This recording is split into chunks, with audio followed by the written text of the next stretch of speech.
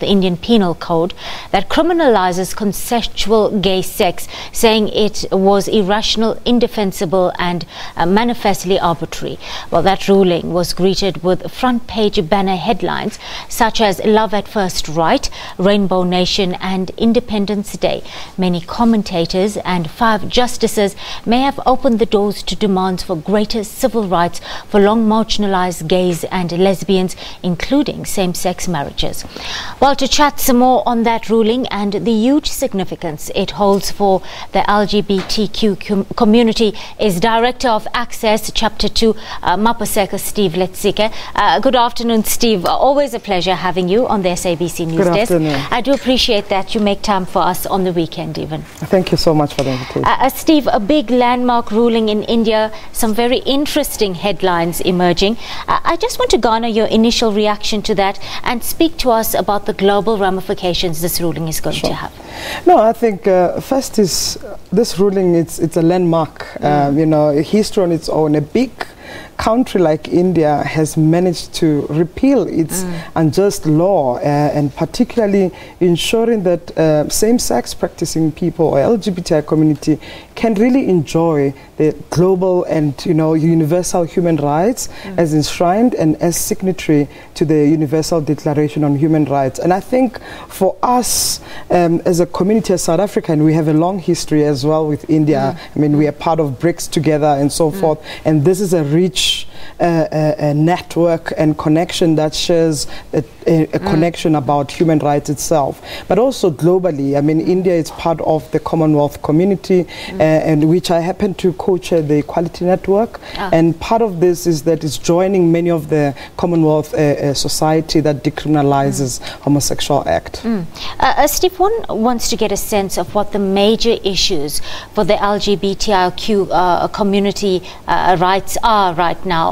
And one would think that protection in law and protection against hate crimes and propaganda is still chief and still very, very important at this point. Yeah, you see that the most important thing is that protection is in the law itself, and one must be able to enjoy social, economic and political rights and be able to express themselves.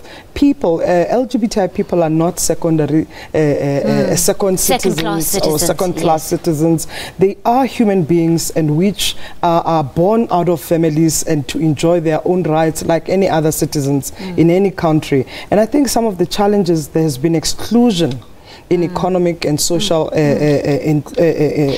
tell us how some of these social and economic exclusions manifest in daily life. I want to get a sense. I mean, if you take, for instance, South Africa, 71% of LGBTI students are still discriminated, and this is in basic education level. And you talk about 12% that is still denied service and discriminated in health facilities. And what is the impact? 88% in South Africa still do not report hate crime incidents and so forth. Now you take a country that has a liberal and constitution like ours, we still have a long way to go. And many other countries that don't see that, they are faced with persecution, to some extent even a death penalty. And India was one of the countries that had a section 377 that really disadvantaged LGBTI persons. Just on the point of the hate crime, Steve, why is it that South Africa still doesn't have dedicated hate crime legislation up until now? It has taken us so long.